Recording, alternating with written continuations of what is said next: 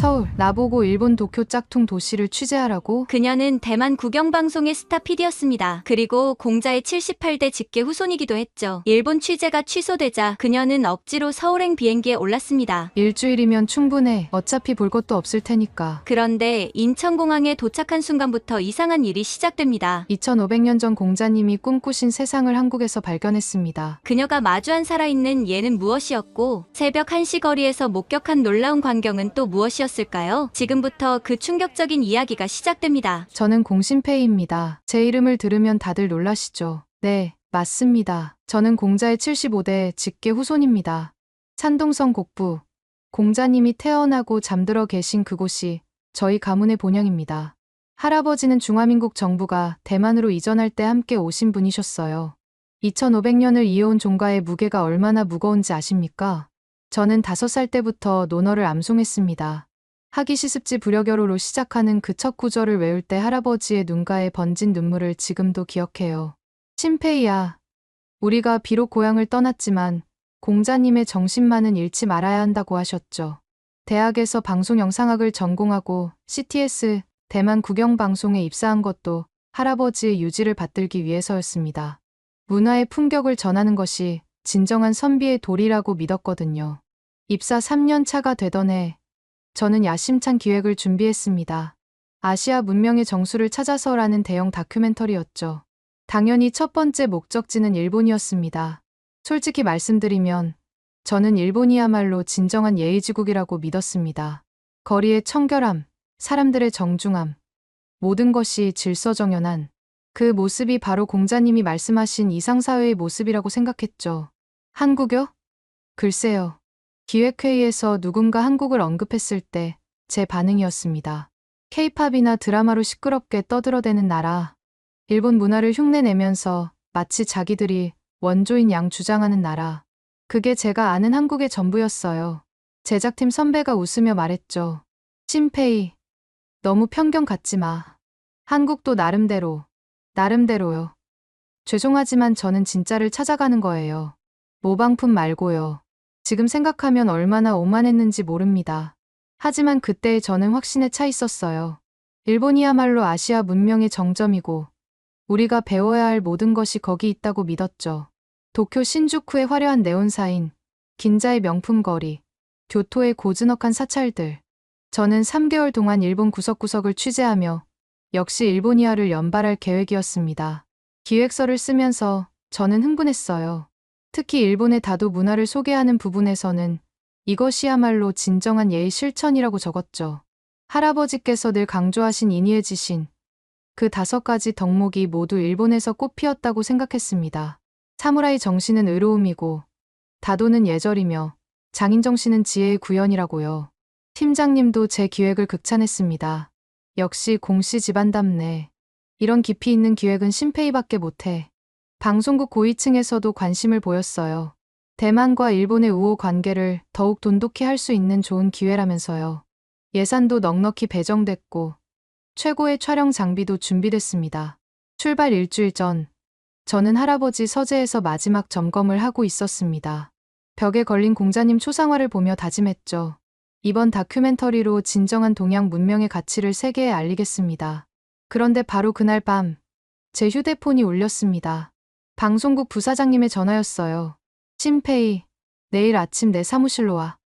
불안한 예감이 스쳤지만 그때까지만 해도 저는 제 완벽한 계획에 어떤 변화가 생길 거라고는 상상도 못했습니다. 다음 날 아침, 부사장실에 들어선 순간 저는 뭔가 잘못됐다는 걸 직감했습니다. 평소 온화하던 부사장님의 표정이 굳어 있었거든요. 심페이, 일본 취재건은 취소됐어. 네. 무슨 말씀이신지. 일본 쪽에서 대규모 취재팀 입국에 난색을 표했어. 코로나 이후 아직도 까다롭게 구는 거야. 우리가 기다릴 수 없는 상황이야. 청천벽력 같은 소식이었습니다. 모든 준비를 마친 상황에서 이게 무슨 날벼락인가 싶었죠. 그럼 다큐멘터리는 어떻게 되는 건가요? 한국으로 가. 한국이요? 저도 모르게 목소리가 높아졌습니다. 부사장님이 제 반응을 예상했다는 듯 말을 이었어요. 한국은 비자 없이 바로 갈 수 있잖아. 예산도 이미 배정됐고 취소하면 손실이 너무 커.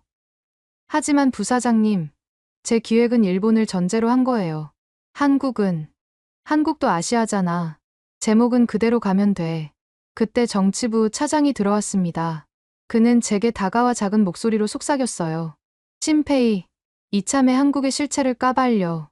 K문화 과대포장, 정치적 선전. 그런 걸 파헤치면 보너스도 두둑하게 나올 거야. 순간 모든 게 이해됐습니다. 이건 단순한 일정 문제가 아니었어요. 정치적 계산이 깔린 짓이었죠. 저는 분노가 치밀어 올랐습니다. 제 야심찬 기획이 이런 정치적 도구로 전락하다니요. 전 못합니다. 제가 하고 싶은 건 진정한 문화 다큐멘터리지. 정치 선전물이 아니에요. 부사장님의 목소리가 차가워졌습니다. 공심페이 PD. 지금 회사 명령을 거부하는 건가? 아니, 그게 아니라 내일까지 결정해. 한국 가서 취재하든가 아니면 이 프로젝트에서 빠지든가. 회사를 나와 집으로 가는 길, 저는 치욕감에 몸을 떨었습니다. 일본이라는 진주를 놓치고 한국이라는 뭐라고 해야 할까요? 모조품을 다루라는 지시를 받은 기분이었어요. 그날 밤, 저는 할아버지 서재에서 밤을 새웠습니다. 논어를 펼쳐 들고 답을 찾으려 했지만 오히려 더 화만 났어요. 공자님, 이런 굴욕을 어떻게 견뎌야 합니까? 다음 날 아침, 저는 결정을 내렸습니다. 그래, 가자. 가서 일주일이면 충분할 거야. 어차피 볼 것도 없을 테니 대충 찍고 와서 역시 일본이 최고라는 결론을 내리면 되겠지. 저는 부사장실로 가서 말했습니다. 한국 가겠습니다. 대신 제 방식대로 하겠어요. 좋아. 기대하고 있겠네. 일주일 후, 저는 인천행 비행기에 올랐습니다. 2시간 반의 비행시간 동안 저는 계속 투덜거렸어요. 뭐가 K-팝이야. 일본 J-팝 따라한 거면서. 한국 요리. 기껏해야 김치에 불고기 아니야? 한류. 돈으로 만든 신기루지. 옆자리 승객이 이상하게 쳐다봤지만 상관없었어요. 저는 이미 마음속으로 한국을 재판하고 유죄 판결을 내린 상태였으니까요. 비행기가 하강하기 시작했을 때 저는 작은 수첩을 꺼내 메모했습니다. 첫인상 스모그에 뒤덮인 회색 도시, 예상되는 문제점 무질서, 시끄러움. 과대포장 취재 포인트 거칠의 뒤에 숨은 실체. 인천공항에 착륙하는 순간까지도 저는 확신했습니다. 이번 출장은 제 인생에서 가장 짜증나는 일주일이 될 거라고요. 그런데 비행기에서 내려 입국장으로 걸어가는데 뭔가 이상했습니다. 공항이 너무 깨끗하고 현대적이었어요. 아, 공항만 번지르르하게 꾸며놨구나. 저는 냉소적으로 생각하며 입국 심사대로 향했습니다. 그런데 그 순간 놀라운 일이 벌어졌어요. 입국 심사관이 제 여권을 보더니 미소를 지으며 말했습니다. 공씨 성함이시네요. 혹시 중국 쪽 분이신가요? 네. 대만에서 왔습니다. 아, 그러시군요. 한국에 오신 걸 환영합니다. 좋은 시간 보내세요. 심사관은 20대 후반쯤 되어 보이는 젊은 여성이었는데 친절하고 밝은 미소가 인상적이었어요. 입국 심사를 마치고 수화물 찾는 곳으로 가는데 또 놀라운 광경을 목격했습니다. 80대로 보이는 중국인 노부부가 길을 헤매고 있었는데 한국인 청년 2명이 다가가 도와주고 있었어요. 할아버지, 할머니, 어디 가세요? 제가 도와드릴게요. 청년들은 서툰 중국어로 열심히 소통하려 했고 결국 노부부를 수화물 받는 곳까지 직접 모셔다 드렸어요. 더 놀라운 건 그들이 공항 직원이 아니라 그냥 일반 승객이었다는 거였죠. 우연이겠지. 저는 애써 의미를 축소하려 했습니다. 하지만 공항 곳곳에서 비슷한 광경이 계속 펼쳐졌어요. 수화물을 찾는데 한 아이가 넘어져 울기 시작했습니다. 순간 주변에 있던 서너 명의 사람들이 동시에 아이에게 다가갔어요. 누군가는 아이를 일으켜 세우고 누군가는 가방에서 밴드를 꺼냈고 또 다른 사람은 사탕을 건넸죠. 공항 직원이 와서 상황을 정리했는데 그 와중에도 계속 사람들이 걱정스러운 표정으로 지켜보고 있었어요. 이게 뭐지? 연출인가? 솔직히 너무 완벽해서 오히려 의심스러웠습니다. 마치 제가 온다는 걸 알고 짜놓은 쇼 같았어요. 세관을 통과해 나가는데 벽면에 전통문화 체험관이 있었습니다. 작은 공간이었지만 한복 입어보기, 한글 쓰기 체험, 전통차 시음까지 다양한 프로그램이 있더군요. 호기심에 들어가 봤더니 자원봉사자들이 외국인들에게 열심히 설명하고 있었어요. 그중 한 할머니가 제게 다가왔습니다. 어머, 중국 분이세요? 공씨 성이네. 혹시 곡부에서 오셨어요? 어떻게 아세요? 호, 나이가 들어도 공부는 계속해야죠. 논어 읽다 보니 공자님 고향도 알게 됐어요. 70대 할머니가 외국인들에게 한국 문화를 소개하고 있다니. 그것도 무료 자원봉사로요. 공항을 나와 택시를 타려는데 줄이 길게 늘어서 있었습니다. 그런데 질서정연하게 줄을 서서 기다리는 사람들의 모습이 인상적이었어요. 새치기 하는 사람도 없고 큰 소리로 떠드는 사람도 없었죠. 제 차례가 되어 택시에 올라탔습니다. 기사님이 인사를 하시는데 또 놀랐어요. 어서 오세요. 어디까지 모실까요? 정중한 존댓말이었습니다. 대만에서는 택시 기사들이 대부분 반말을 쓰거든요. 명동 쪽 호텔로 가주세요. 네, 알겠습니다. 한국은 처음이신가요? 기사님과 이런저런 대화를 나누며 시내로 들어갔습니다. 창밖 풍경을 보는데 도로가 놀라울 정도로 깨끗했어요. 쓰레기 하나 보이지 않았죠. 한국 도로는 왜 이렇게 깨끗한가요? 아, 다들 쓰레기를 함부로 버리지 않아서 그래요. 어릴 때부터 그렇게 배우니까요. 신호등에 멈춰 섰을 때 창밖으로 놀라운 장면을 봤습니다. 횡단보도에 할머니 한 분이 천천히 건너고 계셨는데 신호가 바뀌었는데도 차들이 모두 기다리고 있었어요. 아무도 경적을 울리지 않았죠. 일본보다 더한데 순간 그런 생각이 들었다가 고개를 저었습니다. 아니야. 겉모습에 속으면 안 돼. 호텔에 도착해 체크인을 하는데 프런트 직원이 말했습니다. 공심페이 고객님, 환영합니다. 혹시 필요하신 게 있으면 언제든 말씀해 주세요. 감사합니다. 그런데 제 이름을 어떻게... 아, 공씨 성을 보고 중국식으로 읽어드렸어요. 불편하시면 다르게 불러드릴까요? 세심한 배려에 또 한 번 놀랐습니다. 방에 짐을 풀면서 저는 혼란스러웠어요. 공항에서 호텔까지 오는 동안 본 것들이 제 예상과 너무 달랐거든요. 이게 정말 내가 생각하던 그 한국이 맞나? 침대에 앉아 오늘 있었던 일들을 노트에 정리했습니다. 쓰다 보니 긍정적인 내용들로 가득 차서 당황했어요. 아니야. 첫인상에 속으면 안 돼. 내일부터 제대로 파헤쳐 보자. 하지만 마음 한구석에서는 이미 뭔가가 흔들리기 시작하고 있었습니다. 제가 알던 한국, 제가 무시하던 한국이 아닐지도 모른다는 불안한 예감이요. 창밖을 보니 해가 지고 있었습니다. 서울의 야경이 조금씩 모습을 드러내고 있었죠. 높은 빌딩들 사이로 남산타워가 보였는데 생각보다 아름다웠어요. 내일은 뭘 보게 될까? 처음으로 한국 취재가 조금 기대되기 시작했습니다. 물론 아직도 마음 한편에는 의구심이 가득했지만요. 다음 날 아침, 저는 일찍 일어나 종묘로 향했습니다. 유교 문화를 취재한다면서 종묘를 빼놓을 수 없었죠. 솔직히 별 기대는 없었어요. 어차피 관광지로 변질됐겠지. 그런데 종묘 앞에 도착하자마자 예상치 못한 광경을 목격했습니다. 토요일 아침인데도 많은 사람들이 모여 있었고, 그 중에는 전통 의상을 입은 젊은이들도 있었어요. 오늘 정기 제례가 있는 날입니다. 안내 직원의 설명을 듣고 깜짝 놀랐습니다.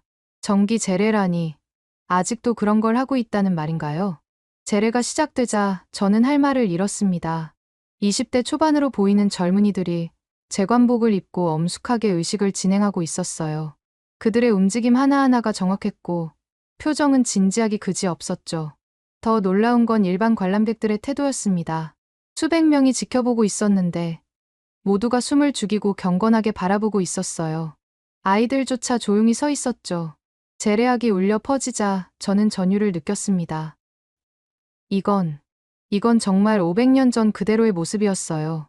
중국에서도 사라진 명나라 시대의 제례 음악이 여기서 완벽하게 보존되고 있었던 겁니다.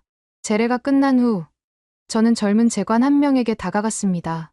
실례합니다. 이 제례 참여하신 지 얼마나 되셨나요?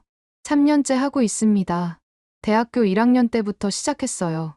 대학생이신데 왜 이런 일을? 청년은 잠시 생각하더니 진지하게 대답했습니다. 우리 조상들이 500년 동안 지켜온 전통인데 제가 살아있는 동안만이라도 이어가야 하지 않을까요? 그게 후손의 도리라고 생각해요. 20대 청년의 입에서 후손의 도리라는 말이 나오다니 저는 충격을 받았습니다. 이어서 찾아간 곳은 성균관이었습니다. 토요일인데도 많은 사람들이 있었는데 특히 젊은이들이 많아 놀랐어요. 오늘 논어 특강이 있어서요. 한 대학생이 알려줬습니다. 논어 특강에 젊은이들이 자발적으로 모인다고요? 강의실에 들어가 봤더니 정말 가득 차 있었습니다. 강사는 60대 교수님이었는데 열정적으로 논어를 설명하고 계셨어요. 자활 인이 부린 여하기인. 사람이면서 어질지 못하면 어찌 사람이라 할 수 있겠는가. 여러분, 이게 무슨 뜻일까요? 학생들이 활발하게 자기 의견을 이야기했습니다. 단순한 암기가 아니라 진짜 토론이 이뤄지고 있었어요. 쉬는 시간에 몇몇 학생들과 대화를 나눴습니다. 논어를 왜 공부하세요? 시험 때문인가요? 아니요. 그냥 삶에 도움이 되는 것 같아서요. 요즘 세상이 너무 각박하잖아요. 논어 읽으면 마음이 편해져요. 한 여학생의 대답이었습니다.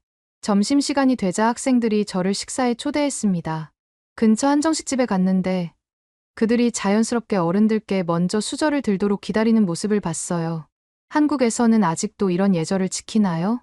당연하죠. 기본 중에 기본인데요. 식사 중에 한 학생이 물었습니다.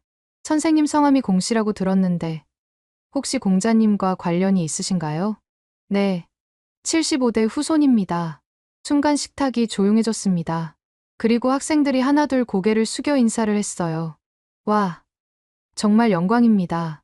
공자님 후손을 직접 뵙다니. 그들의 진심 어린 존경에 저는 당황했습니다. 대만에서는 제 집안을 아는 사람이 별로 없었거든요. 한 학생이 조심스럽게 물었습니다. 혹시 실례가 안 된다면 논어 구절 하나만 가르쳐 주실 수 있나요? 공자님 후손에게 직접 듣는다면 평생 기억할 것 같아요. 저는 잠시 고민하다가 말했습니다. 군자는 을을 밝히고 소인은 이를 밝힌다. 군자유어의 소인유어리. 학생들이 스마트폰에 받아 적는 모습을 보며 저는 복잡한 심정이 들었습니다. 오후에는 성균관 명륜당을 둘러봤습니다.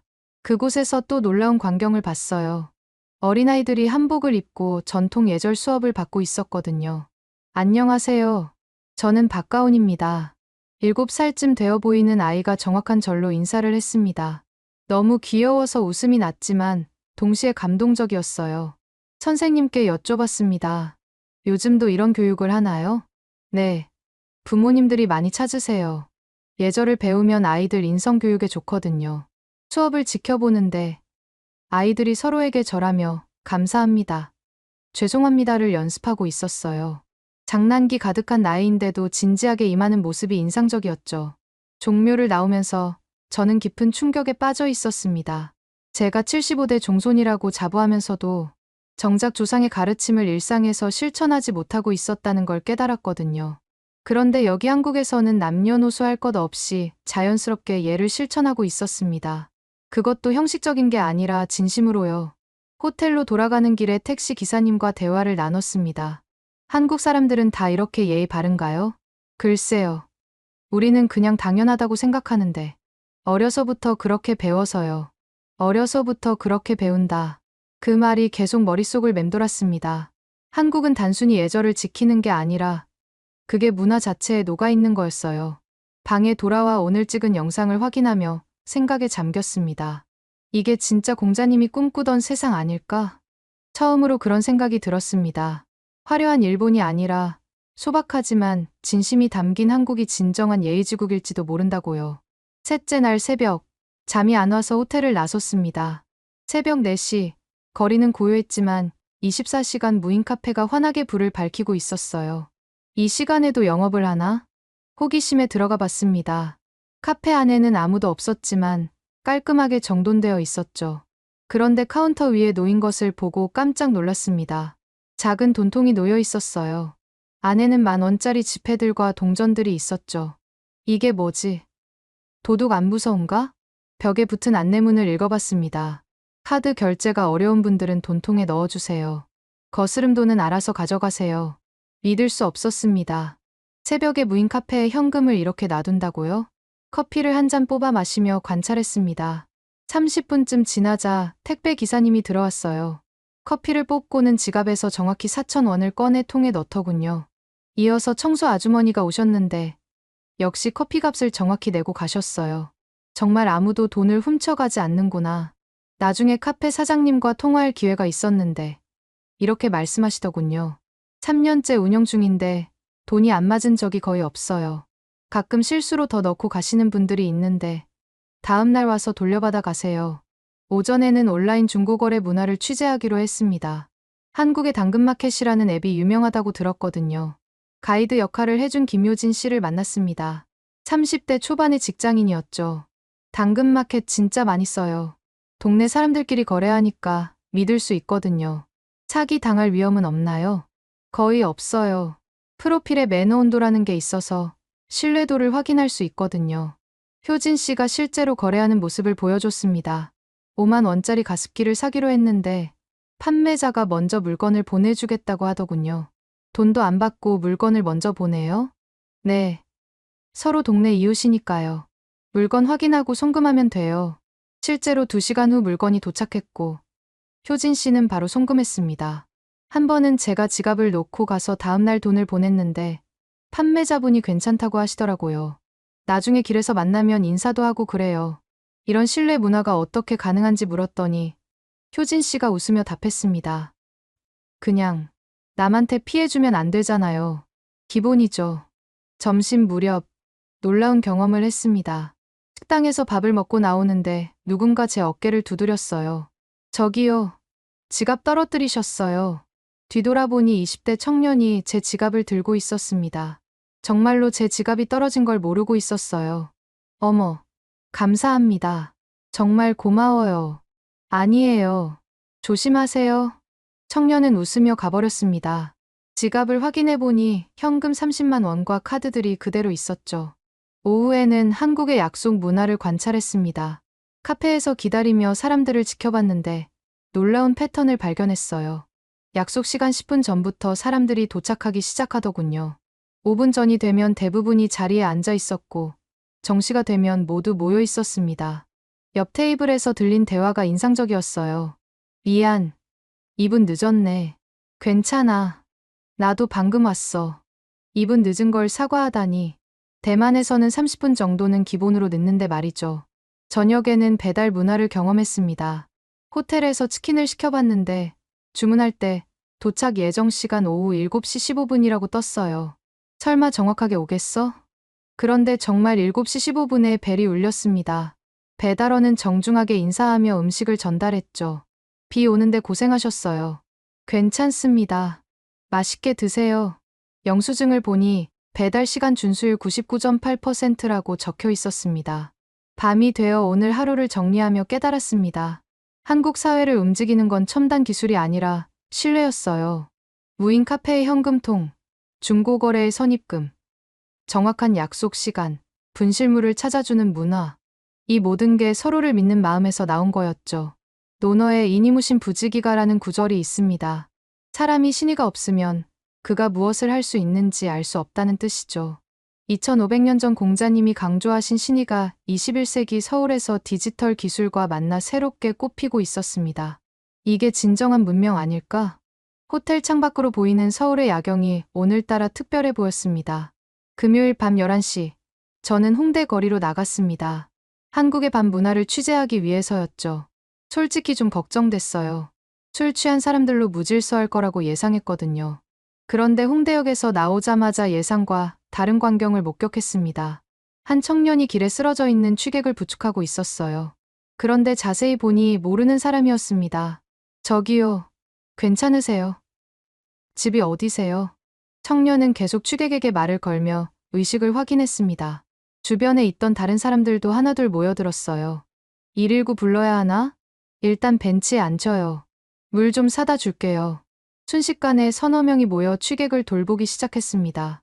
누군가는 편의점에서 물을 사왔고 누군가는 젖은 물티슈로 얼굴을 닦아줬죠. 10분쯤 지나자 취객이 정신을 차렸습니다. 아, 죄송합니다. 제가 너무 마셨나 봐요. 괜찮아요. 집에 가실 수 있겠어요? 네. 택시 타고 갈게요. 정말 감사합니다. 취객이 택시를 타고 떠날 때까지 청년들은 곁을 지켰습니다. 택시 번호까지 찍어두는 세심함도 보였죠. 저는 그중 한 명에게 물었습니다. 모르는 사람인데 왜 도와주셨어요? 그냥 위험해 보여서요. 저도 술 마시고 쓰러진 적 있는데 그때 누군가 도와줬거든요. 거리를 걷다 보니 곳곳에 안심기가 스카우트라는 조끼를 입은 사람들이 보였습니다. 자원봉사자들이 여성들의 안전한 귀가를 돕는다고 하더군요. 한 자원봉사자와 이야기를 나눴습니다. 금요일 밤마다 나와요. 위험한 일도 있지만 누군가는 해야 할 일이잖아요. 보수를 받으시나요? 아니요. 그냥 봉사해요. 우리 딸도 있는데 다른 집 딸들도 안전하게 집에 갔으면 좋겠어서요. 새벽 12시가 넘었는데도 거리는 활기찼습니다. 그런데 놀라운 건 질서가 유지되고 있다는 거였어요. 포장마차 거리를 지나가는데 손님들이 자기 쓰레기를 직접 치우고 있었습니다. 심지어 옆 테이블 쓰레기까지 같이 치우는 사람도 있었죠. 아저씨, 제가 치울게요. 아니야, 내가 어차피 버리러 가는 길이니까. 24시간 분식집에 들어가 봤습니다. 새벽인데도 손님이 많았는데 그 중에는 학생들도 있었어요. 한 테이블에서 들린 대화가 인상적이었습니다. 야, 돈 좀 빌려줘. 카드가 한도 초과됐어. 얼마 필요해? 떡볶이 값만. 5,000원. 그런데 놀라운 일이 벌어졌습니다. 사장님이 다가오시더니 이렇게 말씀하시는 거예요. 학생, 돈 없으면 다음에 줘도 돼. 배고픈데 어떡해. 아니에요, 사장님. 친구가 빌려준대요. 그래도 많이 먹어. 김밥 하나 더 줄게. 사장님은 정말로 김밥을 하나 더 주셨습니다. 서비스라면서요. 새벽 1시쯤 택시를 타고 호텔로 돌아가는데 기사님이 이런 이야기를 들려주셨어요. 어제는 지갑 놓고 내린 손님 찾아서 집까지 갔다 왔어요. 다음 손님한테 미안했지만 그냥 지나칠 수가 없더라고요. 요금은 어떻게 하셨어요? 안 받았죠. 제 실수도 아닌데 돈을 받을 수는 없잖아요. 호텔에 도착해서 요금을 내는데 기사님이 영수증과 함께 사탕을 하나 주셨습니다. 피곤하실 텐데 이거 드세요. 단 거 먹으면 기분 좋아져요. 작은 사탕 하나였지만 마음이 따뜻해졌습니다. 다음 날 오전, 저는 일부러 이른 시간에 다시 거리로 나갔습니다. 어젯밤 그렇게 시끄러웠던 거리가 어떻게 됐을까 궁금했거든요. 놀랍게도 거리는 깨끗했습니다. 새벽에 청소를 했겠지만 그래도 쓰레기가 별로 없었다는 게 인상적이었어요. 카페에 앉아 커피를 마시며 어제 있었던 일들을 정리했습니다. 취객을 돕는 청년들, 안심기가 자원봉사자들, 학생에게 밥을 더 주는 사장님, 지갑을 찾아주는 택시 기사님. 이 모든 게 정 때문이라는 걸 깨달았습니다. 한국 사람들이 말하는 그 정이라는 감정이요.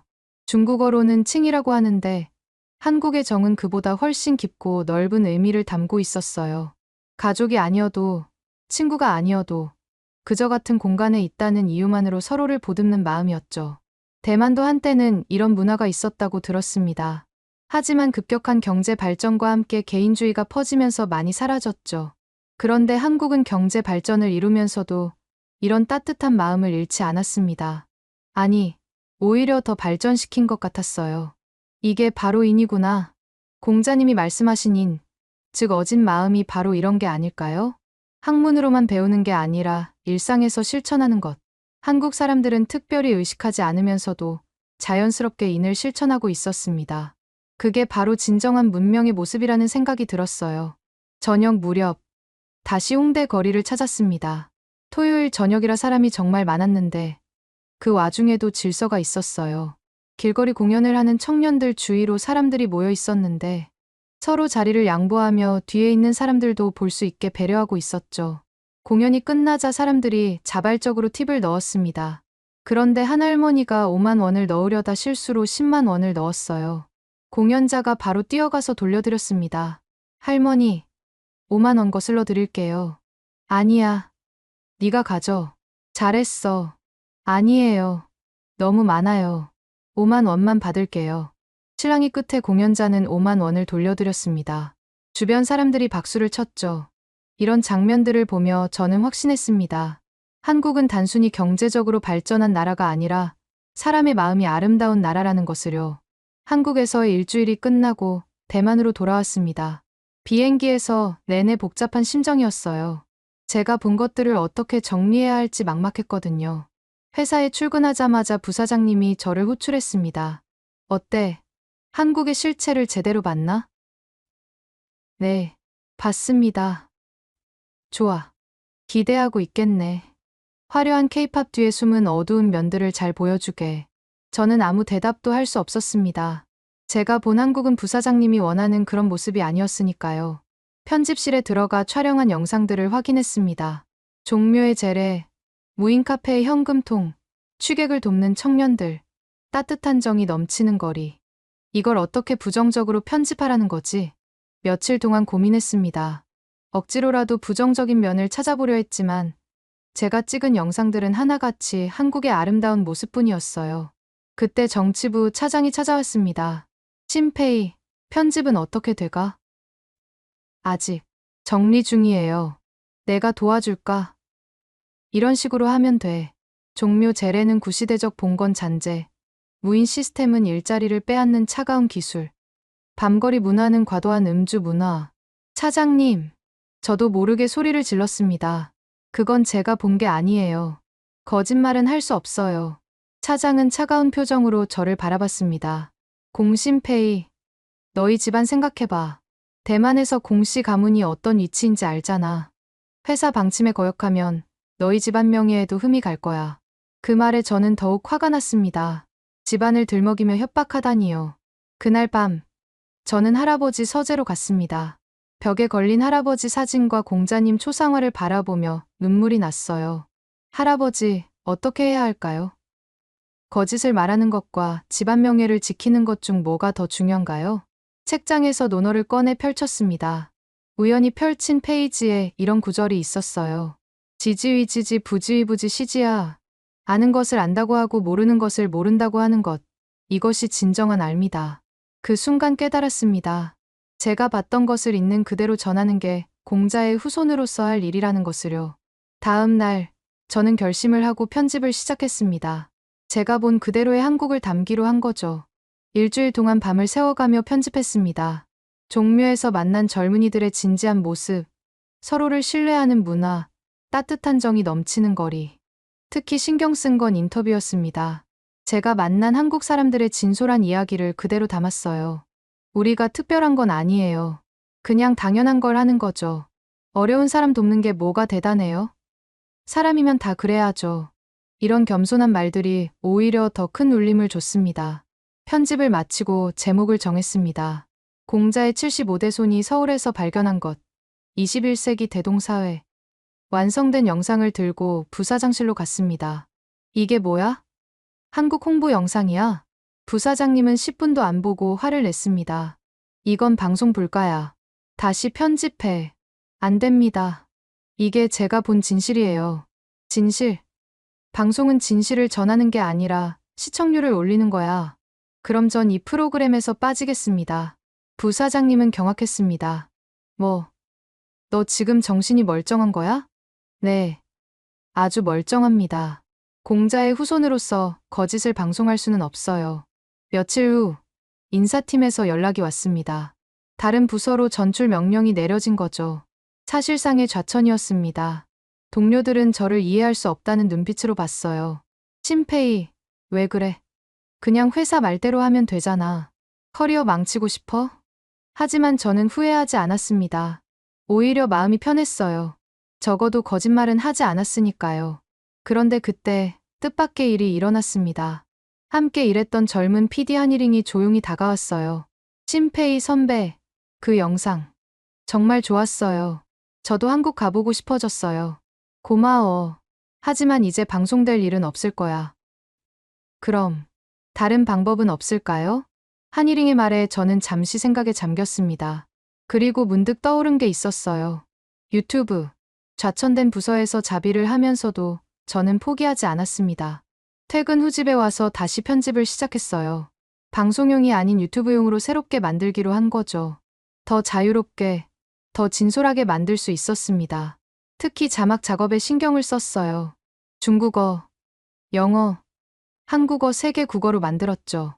전 세계 사람들이 볼 수 있도록요. 편집하면서 다시 한번 감동받았습니다. 제가 찍은 영상들을 보니 한국이 얼마나 특별한 나라인지 더 선명하게 보였어요. 특히 한 장면이 계속 머릿속에 맴돌았습니다.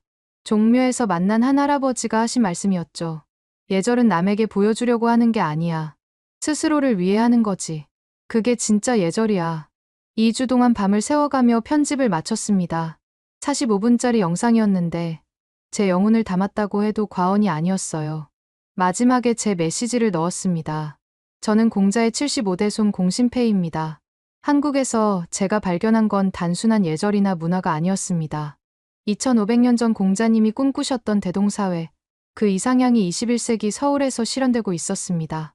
업로드 버튼을 누르기 전 잠시 망설였습니다.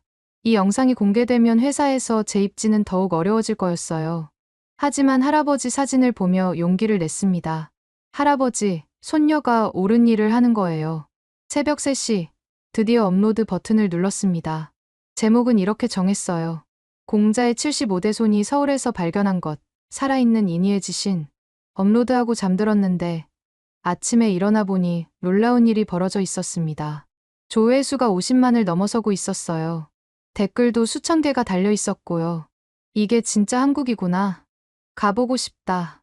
공자님도 서울을 보시면 기뻐하실 것 같아요. 대만 사람으로서 부끄럽습니다. 우리가 잃어버린 걸 한국이 지키고 있네요. 특히 중국 본토에서 온 댓글들이 인상적이었습니다. 문화대혁명으로 우리가 잃어버린 전통이 한국에 살아있다니. 진정한 중화 문명의 계승자는 한국인 것 같다. 점심시간에 확인해보니 조회수가 200만을 돌파했습니다.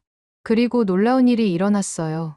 웨이보에서 실시간 검색어 1위에 올라간 거였습니다. 공자후손이 본 한국이라는 태그로요. 오후가 되자 언론사들에서 연락이 오기 시작했습니다. 인터뷰 요청이 쇄도했죠. 그런데 가장 놀라운 건 회사의 반응이었습니다. 부사장님이 직접 저를 부르더니 이렇게 말했어요. 신페이, 그 영상 회사 이름은 빼줘. 이미 뺐습니다. 개인 자격으로 올렸으니까요. 부사장님은 불편한 표정을 지었지만 더 이상 뭐라 하지 못했습니다. 이미 영상이 너무 유명해져서 건드릴 수 없었거든요.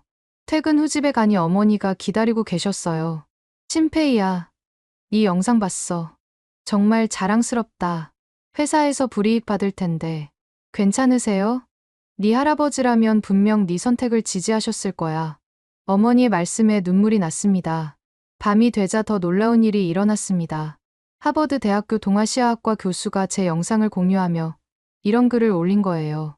21세기 유교 문명의 진정한 모습. 모든 학생들이 봐야 할 영상. 이어서 각국의 학자들이 영상을 공유하기 시작했습니다.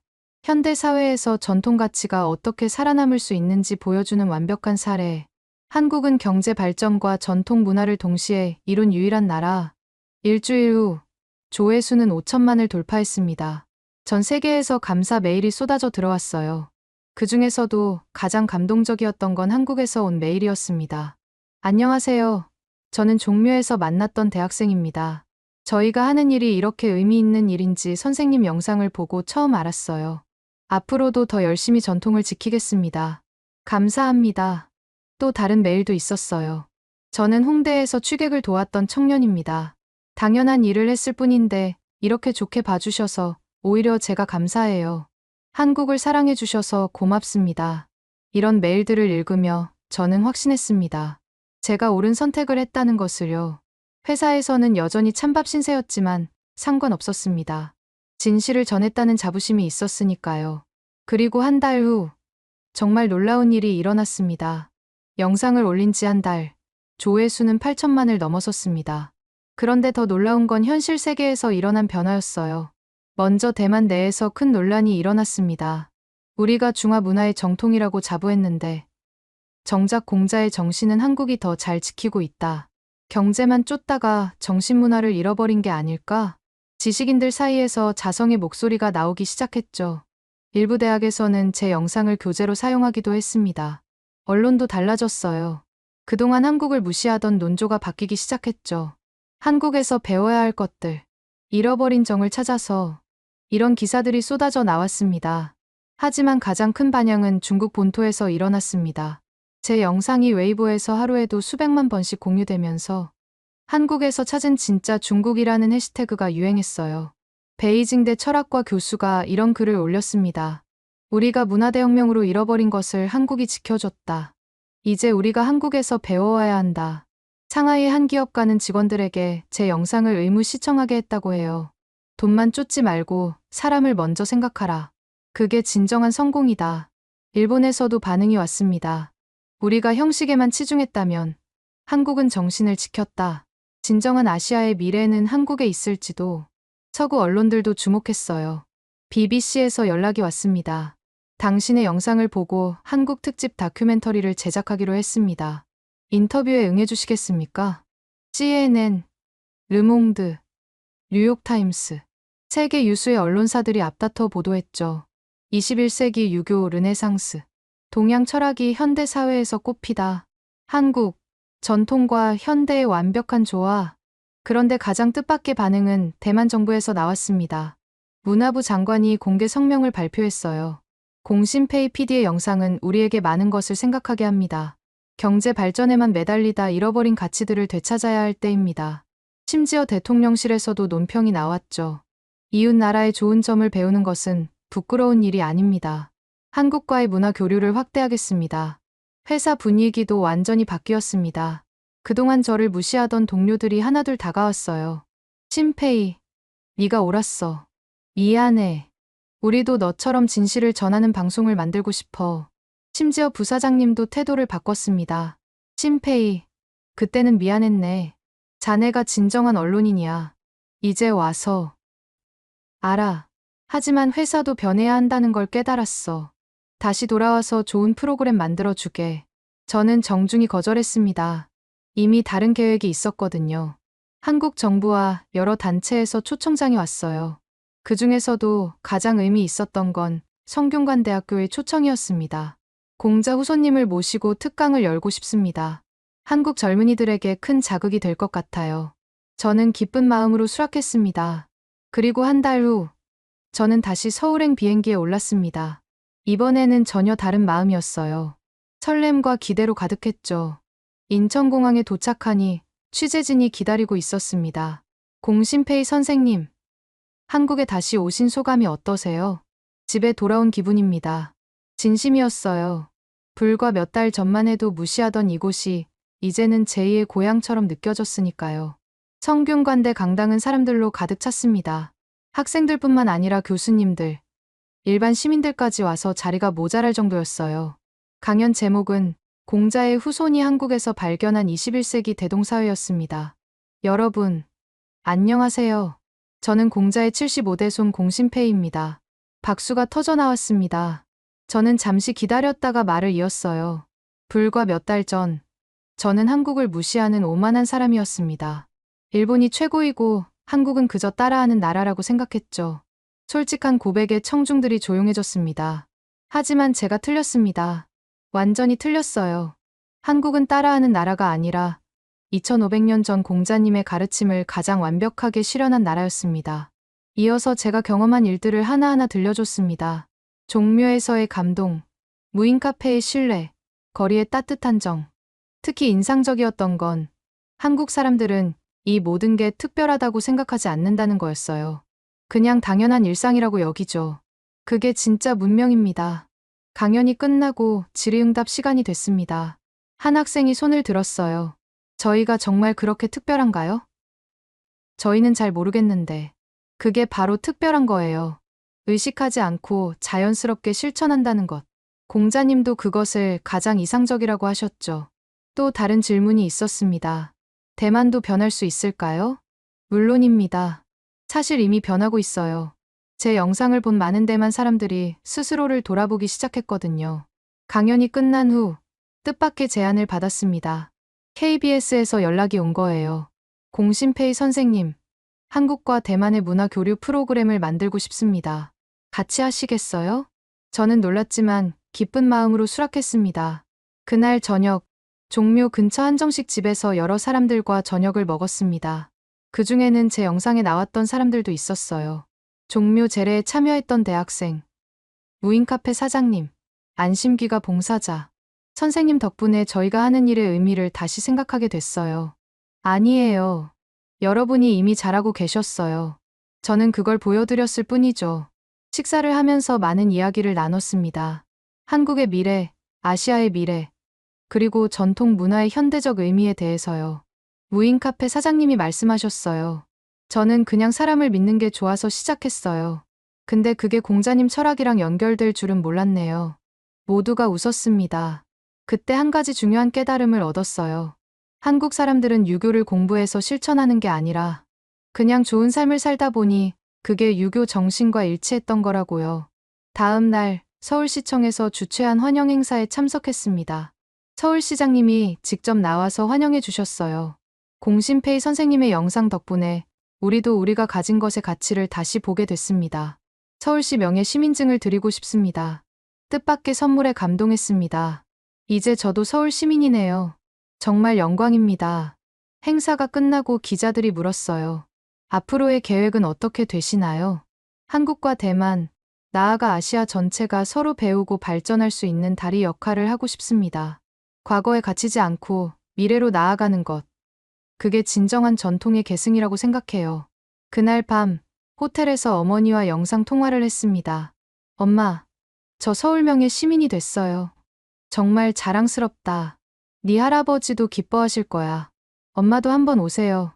직접 보시면 제가 왜 이렇게 감동했는지 아실 거예요. 전화를 끊고 창밖을 바라봤습니다. 서울의 야경이 반짝이고 있었어요. 불과 몇 달 전엔 관심도 없던 풍경이 이제는 가장 아름답게 보였죠. 이게 인연인가? 공자님도 이런 걸 두고 인연이라고 하셨을까요? 내일은 KBS와 첫 미팅이 있습니다. 새로운 프로그램으로 더 많은 사람들에게 진실을 전할 수 있을 거예요. 잠들기 전 일기에 이렇게 적었습니다. 오늘도 한국에서 많은 것을 배웠다. 여기 사람들은 특별함을 모르는 채 특별하게 산다. 그게 진짜 문명이다. 6개월 후 저는 다시 서울에 있었습니다. 이번에는 관광객도 초청 강연자도 아닌 정식 프로그램 제작자로서였죠. KBS와 함께 만든 아시아 서로에게 배우다 첫 방송을 앞두고 있었습니다. 첫 주제는 당연히 한국이었어요. 촬영 첫날 종묘 앞에서 뜻밖의 분을 만났습니다. 백발의 할아버지 한 분이 제게 다가오셨어요. 혹시 공신페이 선생 아니신가? 네, 맞습니다. 어떻게 아셨어요? 영상 봤소. 고맙구만. 공자 후손이 와서 이렇게 말해주니 힘이 나더라고. 할아버지는 매일 종묘에 오신다고 했어요. 여기가 내 마음의 고향이야. 조상님들 모신 곳이니까. 할아버지는 왜 매일 오세요? 그냥 와야 할 것 같아서. 누군가는 지켜야 하잖아. 그 누군가는 지켜야 한다는 말이 가슴에 깊이 박혔습니다. 이어서 성균관대에서 특별한 행사가 있었어요. 한국 대학생들과 대만 교환학생들이 함께하는 토론회였죠. 주제는 전통의 현대적 가치였습니다. 한 대만 학생이 말했어요. 한국 와서 놀란 게 여기는 전통이 박물관에만 있는 게 아니에요. 일상 속에 살아있어요. 한국 학생이 대답했습니다. 저희는 그게 특별한 줄 몰랐어요. 공신페이 선생님 영상 보고 깨달았죠. 토론이 깊어질수록 흥미로운 발견이 있었어요. 한국 학생들은 자신들이 가진 것의 가치를 모르고 있었고, 대만 학생들은 잃어버린 것의 소중함을 뒤늦게 깨닫고 있었죠. 점심시간, 학교 근처 평범한 식당에 갔습니다. 주인 아주머니가 반갑게 맞아주셨어요. 어머, 그 유명한 공 선생님이시네. 밥 많이 드세요. 반찬이 계속 리필되고, 국물도 더 주시고. 대만 학생들이 놀라워했어요. 이게 그 유명한 한국의 정이군요. 이게 뭐가 특별해? 밥 먹으러 왔으니 배부르게 먹여야지. 아주머니의 당연하다는 듯한 대답에 모두 웃었습니다. 오후에는 동대문 시장을 찾았어요. 6개월 전과 달라진 게 있었습니다. 중국어 안내 표지판이 늘어났고 상인들도 간단한 중국어를 하시더군요. 공 선생님 영상 이후로 대만, 중국 관광객이 엄청 늘었어요. 그래서 우리도 중국어 공부 시작했죠. 한 상인분의 설명이었습니다. 어려우신 거 없으세요? 뭐가 어려워요? 손님 오시면 반갑지. 말이 좀 안 통해도 손짓 발짓하면 다 통하더라고. 그 순간 깨달았습니다. 소통의 본질은 언어가 아니라 마음이라는 것을요. 저녁에는 특별한 만남이 있었습니다. 제 영상을 본 후 한국에 정착한 외국인들의 모임이었어요. 미국인, 프랑스인, 일본인, 그리고 대만인도 여러 명 있었죠. 그들의 이야기는 놀라웠습니다. 저는 출장 왔다가 한국의 정에 빠져서 아예 이민 왔어요. 무인 시스템 보고 충격받았죠. 사람을 이렇게 믿을 수 있구나. 밤거리가 안전해서 여자 혼자서도 맘 편히 살 수 있어요. 특히 한 대만인의 이야기가 인상적이었습니다. 선생님 영상 보고 결심했어요. 돈만 쫓지 말고 사람답게 살자고. 지금은 작은 카페 운영하면서 행복하게 살아요. 그들에게 물었습니다. 한국 생활에서 가장 좋은 점이 뭔가요? 대답은 한결같았어요. 사람들이 따뜻해요. 서로 돕고 사는 문화가 있어요. 빨리빨리 하면서도 사람은 놓치지 않아요. 다음 날 청와대 근처 작은 공원에서 놀라운 광경을 봤습니다. 아침 일찍인데 많은 사람들이 모여 있었어요. 자세히 보니 쓰레기를 줍고 있었죠. 무슨 행사인가요? 그냥 동네 주민들이 자발적으로 하는 거예요. 매주 토요일 아침에 모여서 동네 청소해요. 70대 할머니부터 초등학생까지 다양한 연령대가 함께하고 있었습니다. 한 아이에게 물었어요. 왜 이런 일을 해요? 우리 동네니까요. 깨끗하면 기분 좋잖아요. 8살 아이의 당연하다는 대답에 또 한 번 감동했습니다. 촬영을 마치고 스태프들과 회의를 했어요. 이번 프로그램으로 뭘 전하고 싶으세요? PD님이 물었습니다. 문명의 진짜 의미요. GDP나 빌딩 높이가 아니라 사람이 사람답게 사는 것. 그게 진짜 선진국이라는 걸 보여주고 싶어요. 다들 고개를 끄덕였습니다. 그날 밤, 남산에 올라갔습니다. 서울의 야경을 보면서 많은 생각을 했어요. 공자님이 이 광경을 보신다면 뭐라고 하실까? 아마 이렇게 말씀하시지 않을까요? 인을 실천하는 곳이 바로 내 고향이다. 저에게 서울은 이미 제2의 고향이 되었습니다. 태어난 곳은 대만이지만 마음의 고향은 서울인 것 같아요. 내일은 마지막 촬영이 있습니다. 주제는 한국인들에게 듣는 행복의 비결이에요. 과연 그들은 뭐라고 대답할까요? 아마 또 그게 뭐가 특별해요? 라고 하겠죠. 그 겸손함이, 그 당연함이 바로 한국의 힘인 것 같습니다. 아시아, 서로에게 배우다 첫 방송이 나간 날, 반응은 폭발적이었습니다. 한국에서도, 대만에서도, 그리고 중국 본토에서도 큰 화제가 됐죠. 특히 인상적이었던 건 젊은 세대의 반응이었어요. 우리 세대가 지켜야 할 가치가 뭔지 알게 됐어요. 돈보다 중요한 게 있다는 걸 한국이 보여줬네요. 방송 이후 놀라운 변화들이 일어났습니다. 대만에서는 정운동이 시작됐어요. 이웃과 인사하기, 어려운 이웃 돕기, 신뢰 문화 만들기 같은 캠페인이 퍼졌죠. 한 대만 대학생이 SNS에 올린 글이 화제가 됐습니다. 오늘 넘어진 할머니를 도와드렸다. 한국에서는 당연한 일이라던데 우리도 할 수 있다. 한국에서도 변화가 있었어요. 자신들이 가진 것의 가치를 재발견한 거죠. 성균관의 전통 문화 프로그램 신청자가 3배로 늘었고 종묘 재래 자원봉사자도 크게 증가했습니다. 한 자원봉사자가 말했어요. 외국인들이 이렇게 감동하는데 정작 우리가 소홀히 하면 안 되잖아요. 3개월 후 저는 특별한 프로젝트를 시작했습니다. 공자로드, 아시아를 잇는 인문학 여행. 한국, 대만, 중국, 일본의 젊은이들이 함께 각국의 전통과 현대를 체험하는 프로그램이었어요. 첫 번째 여행지는 당연히 한국이었습니다. 20명의 참가자들과 함께 일주일 동안 한국을 깊이 체험했어요. 종묘에서 재래를 배우고, 성균관에서 토론하고, 시장에서 정을 느끼고, 무인 카페에서 신뢰를 경험했죠. 참가자 중 한 중국 대학생의 말이 기억납니다. 문화대혁명 때 잃어버린 우리 문화를 한국에서 찾은 기분이에요. 부끄럽기도 하고 고맙기도 하고. 일본 참가자도 인상적인 말을 했어요. 우리는 형식은 완벽한데 마음이 부족했어요. 한국은 마음이 먼저고 형식이 자연스럽게 따라오네요. 여행 마지막 날, 작은 송별회를 했습니다. 참가자들이 한 명씩 소감을 발표했는데 많은 이들이 눈물을 흘렸어요. 일주일 만에 이렇게 정이 들 줄 몰랐어요. 국경을 넘어 우리는 모두 한 가족이라는 걸 느꼈어요. 공자님의 대동사회가 이런 거였구나 싶어요. 저도 마지막 인사를 했습니다. 여러분이 각자의 나라로 돌아가서 씨앗이 되어주세요. 서로 배우고 함께 성장하는 아시아를 만들어가요. 프로젝트는 대성공이었습니다. 참가자들이 돌아가서 각자의 경험을 공유하자 신청자가 폭주했어요. 결국 정기 프로그램으로 확대하기로 했죠. 지금까지 3년 동안 이 프로그램을 운영하며 수백 명의 젊은이들이 참여했습니다. 그들이 각자의 나라로 돌아가 만든 변화는 놀라웠어요. 얼마 전 할아버지 기일에 가족들이 모였습니다. 작은아버지가 말씀하셨어요. 친페이야, 네가 한 일이 정말 자랑스럽다. 공자의 후손다운 일을 했구나. 어머니도 말씀하셨죠. 네 할아버지가 살아계셨다면 정말 기뻐하셨을 거야. 저는 할아버지 영정 앞에서 조용히 절했습니다. 할아버지, 이제 알겠어요. 진정한 전통은 과거에 갇히는 게 아니라 현재에서 꽃 피우는 거라는 거요. 마지막으로 이 이야기를 마치며 하고 싶은 말이 있습니다.